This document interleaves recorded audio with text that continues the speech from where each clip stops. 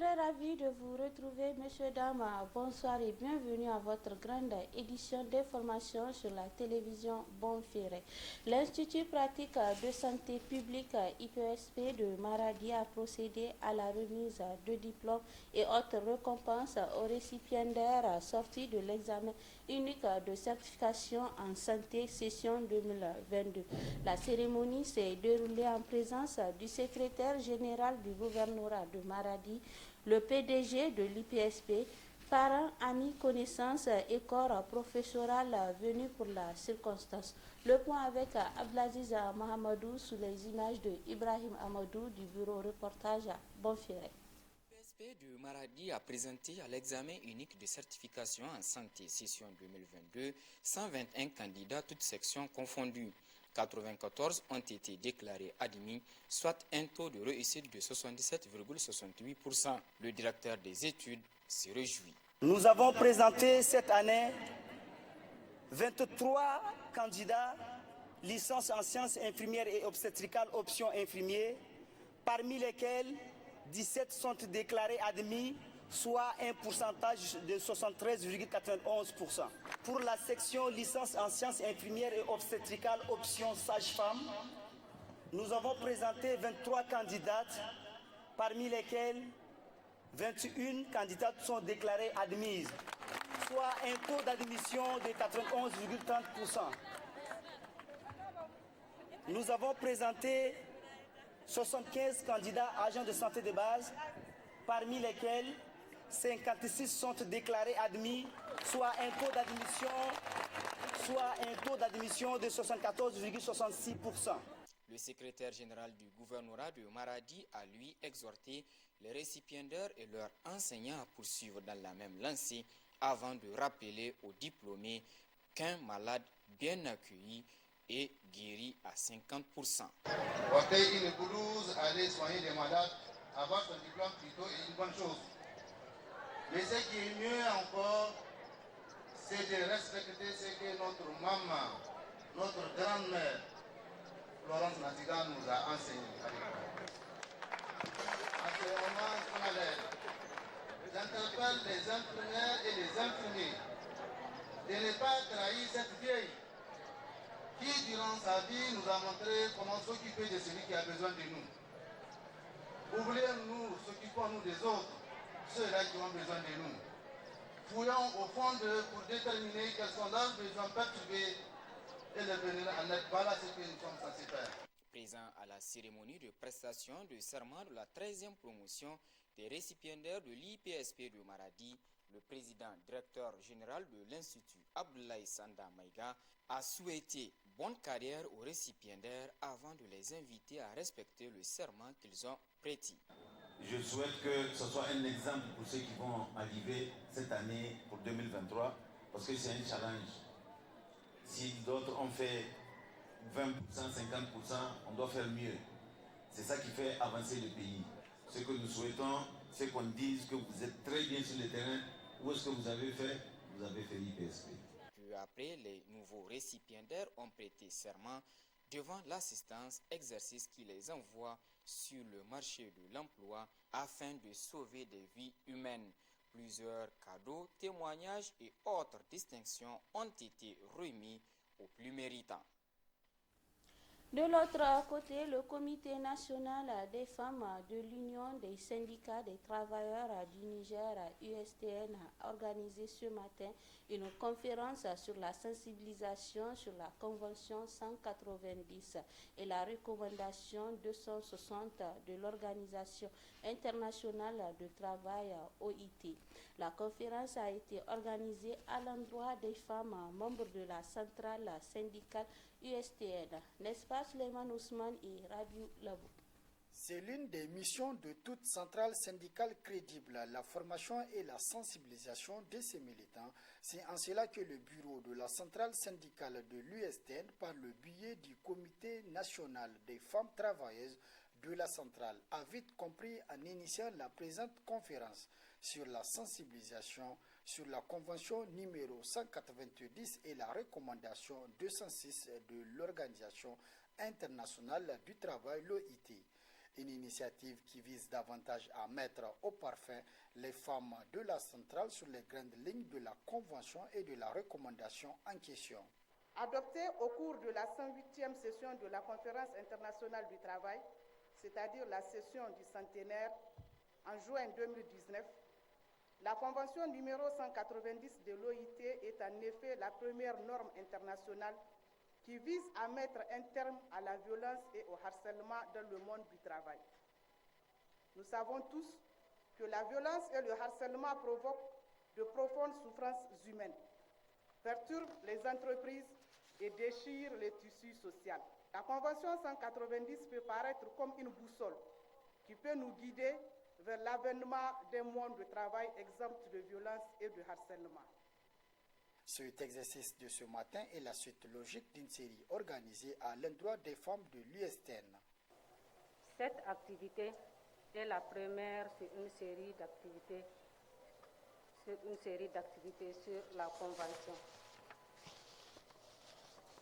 Les violences et les harcèlements en milieu du travail constituent un handicap et agissent sérieusement sur la bonne marche et le rendement du travail. Je vous exhorte à suivre avec attention notre conférencière pour une meilleure compréhension de la C190 en vue d'une ratification qui changera à jamais la vie des travailleurs.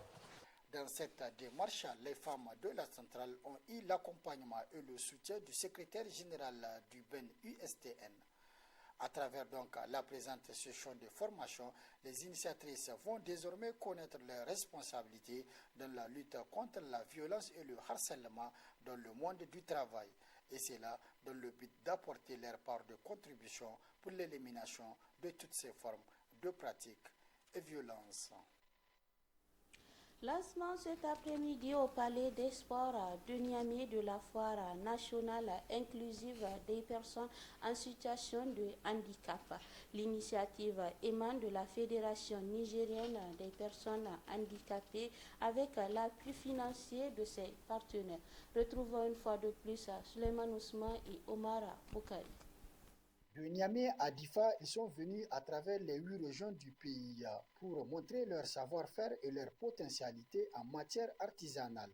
Et ce sont les personnes handicapées de la Fédération nationale des personnes handicapées à travers la foire nationale inclusive des personnes handicapées. Une initiative de la dite fédération qui, à travers son président, n'a pas hésité à saluer l'engagement des partenaires aux côtés de la dite fédération. Et nous pouvons aujourd'hui réaffirmer que les personnes handicapées peuvent et doivent participer à l'édification de toutes les nations du monde. Nous sommes capables et désormais il faut compter avec nous. Mesdames et messieurs, à vos titres, grades et qualités, je voudrais pour finir reconnaître et remercier tous les efforts déployés et par les autorités et par tous les partenaires pour l'inclusion des personnes handicapées, mais aussi et surtout rappeler les défis, car malgré tous les efforts, d'énormes défis persistent. Dans cette initiative, la Fédération nationale des personnes handicapées est accompagnée par des partenaires à tous les niveaux qui n'ont pas manqué de saluer l'initiative. Je me réjouis aujourd'hui de votre créativité que nous allons découvrir aujourd'hui et qui suscite le développement d'une masse critique favorable à l'inclusion des personnes handicapées au sein de la communauté. Je saisis donc cette occasion pour également réaffirmer la place de choix que le PNUD réserve à l'autonomisation des femmes et des jeunes.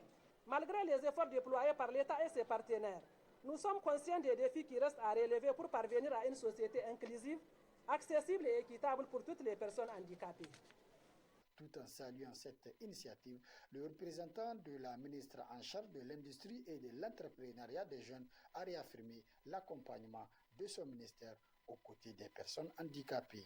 De saluer la détermination et l'ouverture d'esprit de ces braves femmes et hommes artisans handicapés qui viennent nous prouver une fois de plus que le handicap n'est pas l'infirmité que l'œil peut voir, mais les barrières que la société crée. Heureusement, chers artisans, vous l'avez bien compris. Le handicap est véritablement un don de Dieu. Nakasa baiwa daga Allah. Ma prière serait alors que toutes les conditions d'égalité de chance soient créées en lieu et place des obstacles pour un Niger plus inclusif. Le lancement de cette foire nationale des personnes handicapées rentre dans le cadre de la célébration de la Journée internationale des personnes handicapées, 29e édition. Elle s'étalera également sur une période d'une semaine. La cérémonie de lancement a été marquée par la remise d'un cadeau à la ministre en charge de l'industrie et de l'entrepreneuriat des jeunes, suivi de la visite des standards. Autre aspect de ce journal, il s'agit de l'ONG Qatar Charity aux côtés des personnes en situation de handicap pour célébrer la Journée mondiale des personnes handicap ce 3 décembre 2022. Célébrée de par le monde, la Journée internationale des personnes en situation de handicap est une occasion offerte aux décideurs de faire la promotion et la sensibilisation sur des questions liées aux handicaps. Reina Moussa et Mamadou Diori nous en disent plus. Favoriser l'intégration et l'accès à la vie économique, sociale et politique des personnes handicapées, une journée internationale des personnes handicapées a été proclamée en 1992 par les Nations Unies à la date du 3 décembre. Cette journée mondiale est par ailleurs l'occasion idéale de réaffirmer certains principes de base trop souvent oubliés. Tous les êtres humains naissent libres et égaux en dignité et en droit. Et c'est cela qu'a compris l'ONG Qatar Charity, section du Niger, à travers la célébration de cette journée aux côtés des personnes handicapées. De 2021 à aujourd'hui, Qatar Charity a contribué à soutenir les personnes handicapées à hauteur de 90 688 795 francs. Comptons en début 2023 et année à venir, Inch'Allah, doubler, voire tripler le nombre. Nous comptons également étendre notre prise en charge pour d'autres catégories d'handicap qui jusque-là ne sont pas, si vous voulez, couvertes par notre prise en charge, telles que les personnes albinos par exemple. Plusieurs parrainés par Qatar Charity ont réaffirmé leur reconnaissance à l'endroit de cette institution. Je voudrais saisir cette occasion pour exprimer, à mon nom propre et au nom de tous les élèves et étudiants handicapés nigériens, notre reconnaissance et remerciement à l'ONG Qatar Charity pour son engagement sans réserve dans l'accompagnement des élèves et étudiants handicapés nigériens en vue de leur permettre d'avoir un niveau de vie adéquat dans leurs études. Tous les parents ont senti votre concours dans la vie de ce monde de personnes handicapées, en passant par les études, l'amélioration dans les affaires d'école, la tenue, le manuel scolaire et votre disponibilité. Nous vous remercions beaucoup et nous reconnaissons. Qatar Charity est une ONG internationale créée en avril 1980 et installée au Niger depuis 2007. Son objectif est de contribuer à l'amélioration des conditions de vie des populations en créant des opportunités de développement. Au cours de cette cérémonie, les 9 meilleurs scolaires parrainés ont bénéficié de prix d'encouragement par l'ONG Qatar Charity. Quant à l'ONG WAMI, il a procédé ce matin à son siège à la distribution gratuite de kits alimentaires à plusieurs personnes en situation de vulnérabilité dans la ville de Niamey. L'ONG WAMI parraine par la même occasion, et ce depuis plus d'une dizaine d'années, les personnes vulnérables et bénéficiaires de leurs différentes actions, à l'image de la distribution gratuite de kits alimentaire.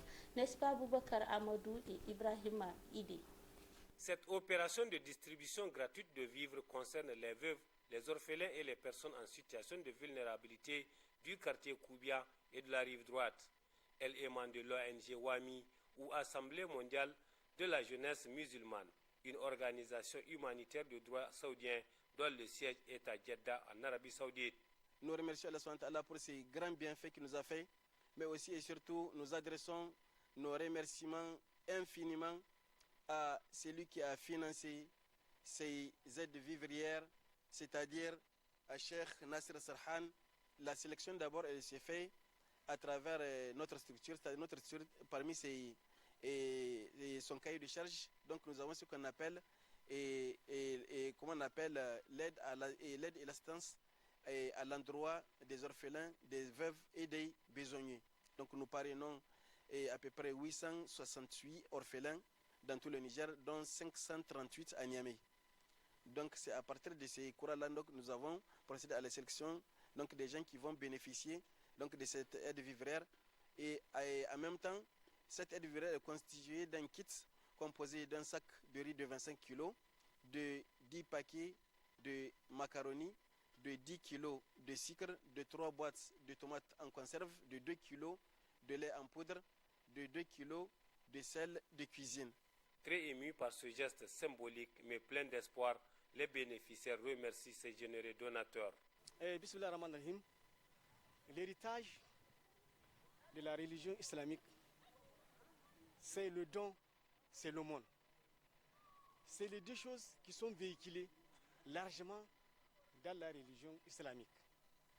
Nous sommes aujourd'hui dans ces deux cas, le cas de don et le cas de l'aumône. On peut le considérer comme étant un don, on peut aussi le considérer comme étant de l'aumône.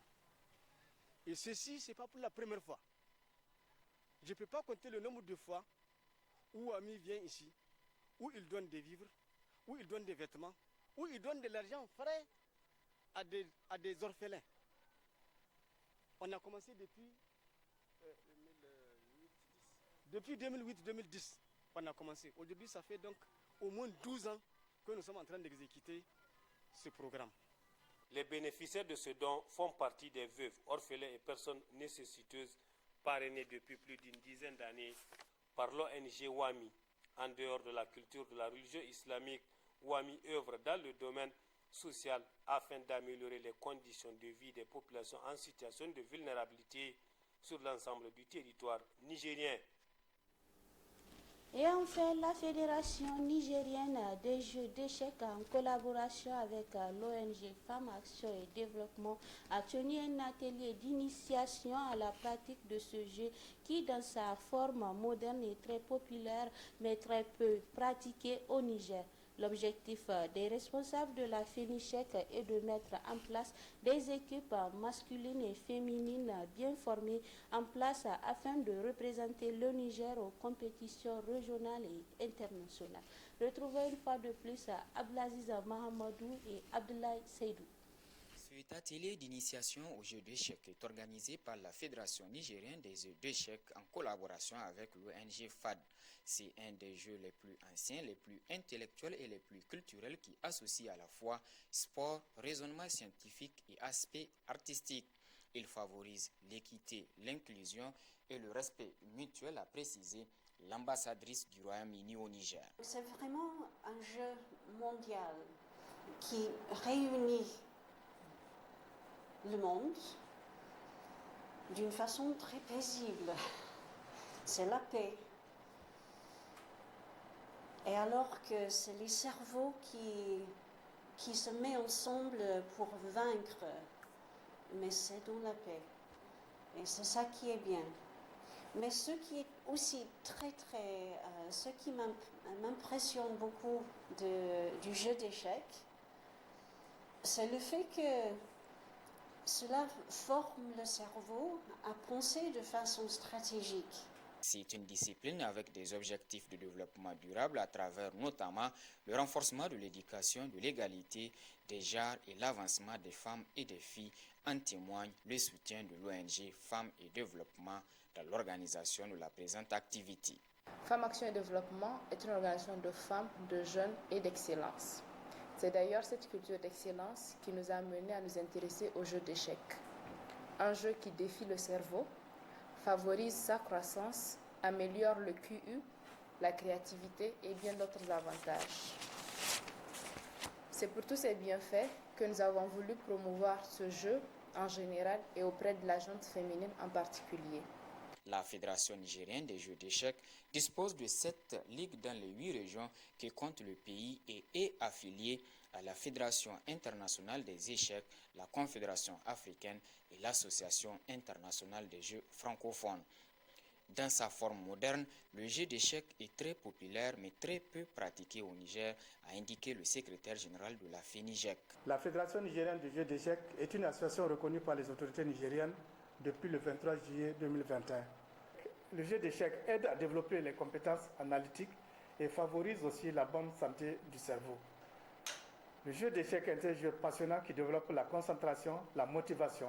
Il encourage l'esprit d'autonomie et d'initiative. En milieu scolaire, la pratique du jeu d'échecs développe les compétences mobilisant la logique, la stratégie, la rigueur, la mémoire et la capacité d'abstraction. Le jeu d'échecs, comme l'a dit l'ambassadrice, renforce aussi la cohésion sociale et la paix. Le défi pour la Fédération nigérienne des jeux d'échecs est de constituer des équipes masculines et féminines qui représenteront le Niger aux compétitions régionales et internationales. Cet atelier de formation rentre dans le cadre de la promotion du jeu d'échecs aux citoyens nigériens. C'est sur ce récit de Abdelaziz Mahamadou et Abdoulaye Seydou que se referme votre édition d'information sur la télévision Bonferré. Merci pour votre fidélité. Prochain rendez-vous de la rédaction, c'est demain, Inch'Allah. Merci et au revoir.